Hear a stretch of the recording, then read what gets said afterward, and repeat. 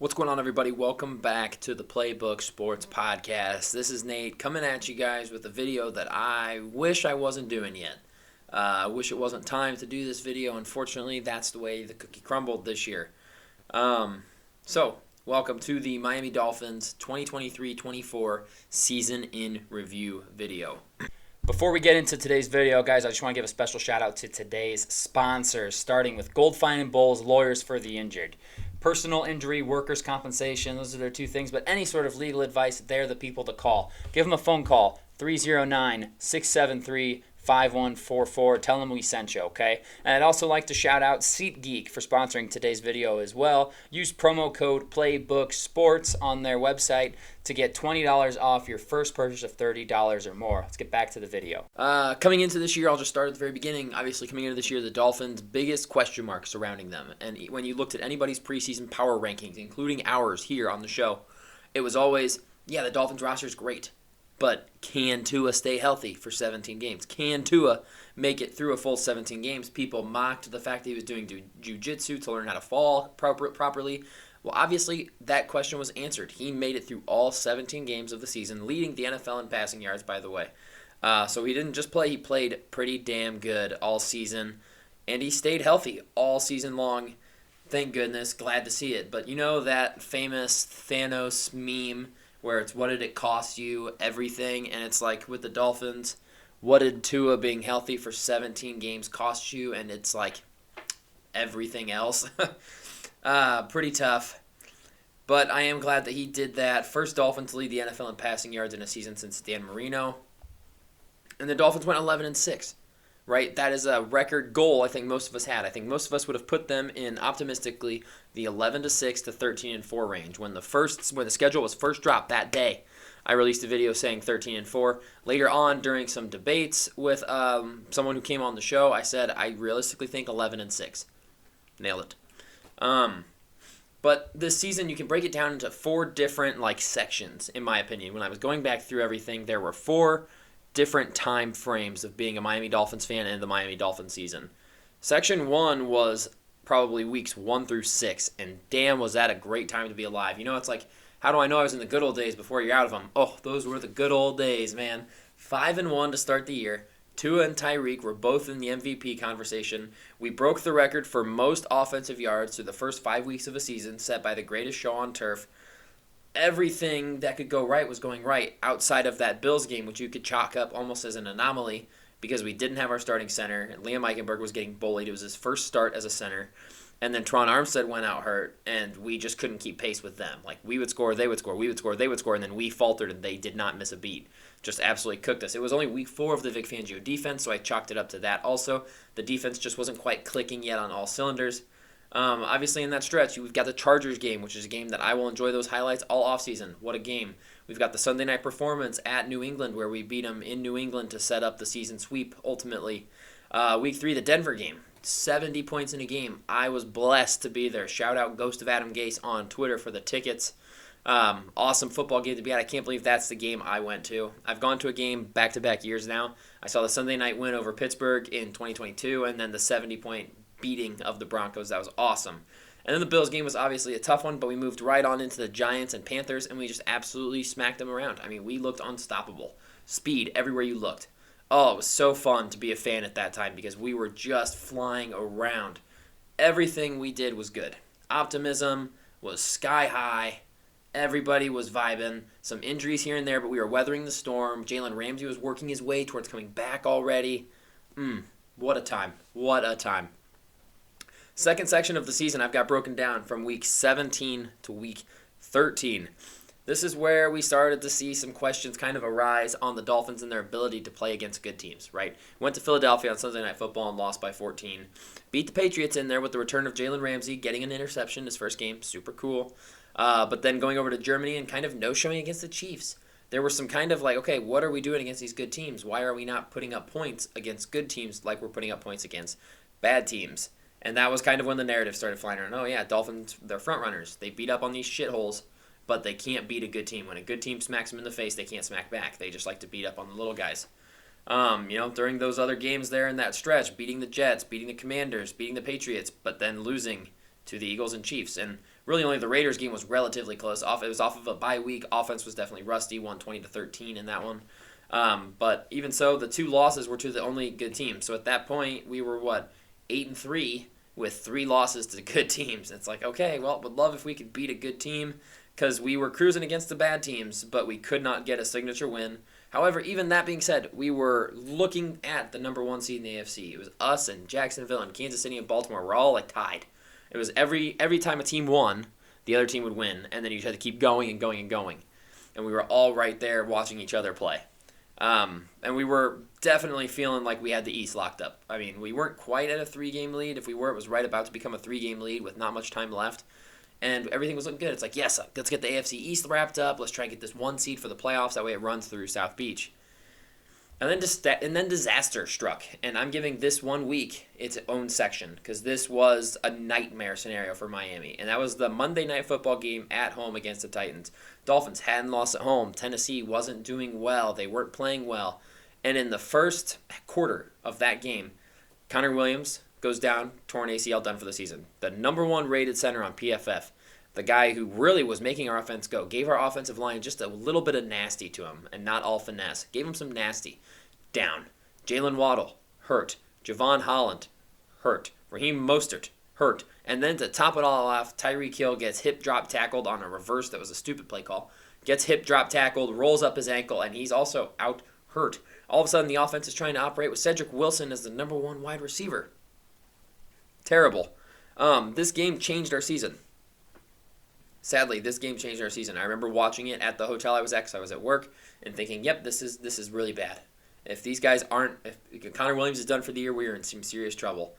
And we just couldn't get through that. And I will say, back in the previous section, we did lose Jalen Phillips, and he was and Jerome Baker. Damn, these injuries killed us. Just killed us. Losing Phillips for the year and getting Jerome Baker hurt. And then this game, we had so many starters hurt. I mean, we weren't just bitten by the injury bug. That injury bug ate us alive. And it really started with the Jets game, but then it all came crashing in the Titans game. That just absolutely ruined it.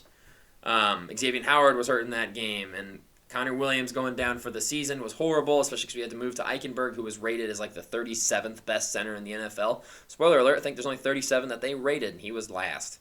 Not good. But even with all of those injuries, we were winning 27-13 with 4 minutes left in that football game. And teams in that position were something like 720 something and 0. Hadn't ever lost. And we blew it. We blew it. That blew the division, blew any shot at the number 1 seed. It was an absolute disaster to lose that game. For the defense to go completely soft and let Levis march down the field, score a touchdown, get the 2-point conversion. Even so, offense, come out on the field. You have a 6-point lead with limited time. You need 1 first down, and we go 3 and out, punt it. And I remember as soon as we gave them the ball, as soon as they went and scored that touchdown, we were getting the ball back. I texted the people I was talking to. I'm like, this game's not over. We're in trouble. And sure enough, that wrecked it. That game was an absolute disaster. I was completely deflated after this game. We had just beaten up on the Jets or someone else in that point, and we were feeling really good. Oh, I guess the Jets game was after this one. My fault. My apologies. But either way, I was very deflated after that Titans loss. And I remember thinking, man, are we going to lose to the Jets next week too? But either way, week 14, Monday night against the Titans is what derailed this entire season. There's no other game that you can point at and be like, oh, that's when they fell apart. Nope, it was that Titans game when we lost everybody. And then the final section, the 4th section here, week 15 to the wild card. This is where Phillips tore his Achilles tendon. Javon Holland hurt both of his knees. Robert Hunt hurt, missed most of those games. Jerome Baker hurt his knee against the Jets. And then his wrist in the final game of the year, too. So that way he was done for the playoffs, couldn't play. But I think really in those games where we didn't look very good, offense really sputtered towards the end. Again, back-to-back seasons now where the offense sputters towards the end. There's got to be a second shift, a second gear that this offense has to get into, and I'll get more into that after this. But honestly, I think the back-breaking injury, especially for the defense, was the Bradley Chubb injury. I mean, the Jalen Phillips injury shouldn't have happened either. The game was done. We had it well in hand. He should not be on that turf. MetLife turf is a shithole. It is a pit where careers go to die. Ask Aaron Rodgers. Ask Jalen Phillips. There's always someone hurt on that garbage-ass field.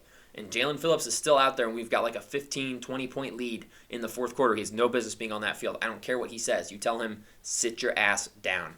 Instead, he blows out his Achilles tendon, and Javon Holland hurts both of his knees in that game, sprains them both. But The Bradley Chubb injury against Baltimore was devastating. That was so hard to watch, hard to rewatch it on Hard Knocks that week. He had no business being out there. In the middle of a career year, this game is well over. There's a few minutes left. We're down by a ton. He has no business being out there with anybody else, any starter, off of the field. There's no reason for him to be out there, and of course he tears his ACL and is done for the year and a good chunk of next year too. It was horrible for him, horrible for the Dolphins. Everything that could go wrong went wrong. Buffalo got red hot, didn't lose again the rest of the way out. Went 5-0 to finish the season. They were 6-6, and they had to win out to win the division, and sure shit they did it. Beating us, beating Dallas, and winning against a bunch of crappy teams in the middle there. But that didn't help much either, and then we lose Andrew Van Ginkel against Buffalo, and he's done. So now we've lost our top 3 edge rushers, and at least we got the win over the Cowboys, right? Sorry, Colin. At least we got the win over the Cowboys with a winning record, so we didn't go the entire year without beating a team with a winning record. But then we just got boat raced by the Ravens, and then boat raced by the Chiefs in the playoffs, where, again, if you want my full thoughts on that game, go watch that recap video. But that wasn't shocking to me that we lost that game. It wasn't, because nothing made me think we had any chance to win that football game because of injuries, because of how we had played down the stretch, how the offense was looking. Just bad in general, just really, really bad. And it's hard because I came into this year, as most of us did, with really high expectations for us. The goal was to at least win a playoff game and end what is now the longest streak in the NFL without a playoff win. I think we're going on 24 years now. Detroit just broke theirs with a win. It is now us, everybody. That's great. Yeah, we've got a lot to sort out this offseason. Is this the ceiling for the team? 11-6 and a loss. This team is built to play in Miami. That's great. That's where you play half of your games, if not more than half of your games. But the AFC, if you look at these teams in the AFC, right, the good teams, the cream of the crop is Baltimore. It gets pretty cold. Buffalo, it gets cold as shit. Kansas City, -30. Houston, warm weather. Cleveland was the 5 seed. It gets pretty cold there. Us in the 6 seed, and Pittsburgh in the 7. 5 of the 7 teams in the AFC playoffs are cold weather teams that are built to play in cold weather. And we just weren't. We're better suited for the NFC, apparently, where I think there's 5 warm and 2 cold weather teams. And you've got to read the room. And by the room, I mean the whole conference. We are built to play against a style of football that is not played over here in the playoffs in January and December. We got to change that. That has to be fixed. Absolutely has to fix. We've got a lot to figure out. We're in a tough spot with the cap. We've got signings that have to happen. We cannot let Connor Williams go. He's my number 1 priority. Sorry, Christian Wilkins. Sorry, Robert Hunt. Connor Williams has to stay. He was too damn good. He should be, hopefully, get him to like a 2 or 3 year deal. This year's pretty much a wash because he tore his ACL later in the year, so who knows how much he'll even be able to play next year. But he needs to come back. I'd love Robert Hunt back, and obviously I'd love Christian Wilkins back, but you cannot pay everybody. So a lot of things to do, and I'll get more into that with my Dolphins offseason video, but I refuse to be devastated by this season. We went 11-6, most wins I've seen in a long time, since 2000 most wins, so I was 4. And at the end of the day, right, the rational part of my brain tells me only one team ends the season with a Super Bowl.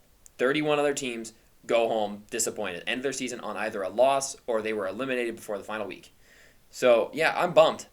I'm really bummed that it ended like this. But damn, if I didn't enjoy the hell out of the ride, guys.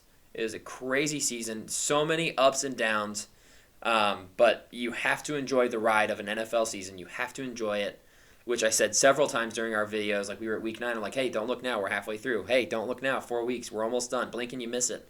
And it's over for us. It's over for the Dolphins. Playoffs are still going on, obviously, but now it's just, all right, I just hope for good games because I don't have any stake in it anymore. So I'm bummed, but I enjoyed the ride. I did, I can't lie. I really enjoyed the ride. So that's what I got for you guys on this Dolphins year in review video. Fins up till the day I die, even if they get rid of the stupid thing and they have to switch it up because of a copyright. I don't know. I'll still say fins up or whatever our new logo or slang trademark term is. I don't really care. I'll still say them all. Keep your eyes on the channel. Ton of off-season content coming. We've got the rest of the playoffs. We should have Colin's Dallas Cowboys year in review, Addison's Chicago Bears year in review, and then Sage's Ravens still in the playoffs, still trying to make a run for the Lombardi. Also, if you're into drafting season, I had a mock draft come out about a week ago. I'll have my second round of that coming out probably early this weekend as people are looking for videos to watch because their team's not in the playoffs, so I should have another mock draft coming out soon. Love the offseason, I really do. I just wish I wasn't looking at it right now for the Dolphins. So that's what I've got for you guys. And we'll see you all in the next one. And Dolphins fans, we'll see you guys. Stick around. Watch our off-season videos. But if you're just here for the game previews, reviews, and this, then I'll see you guys next season.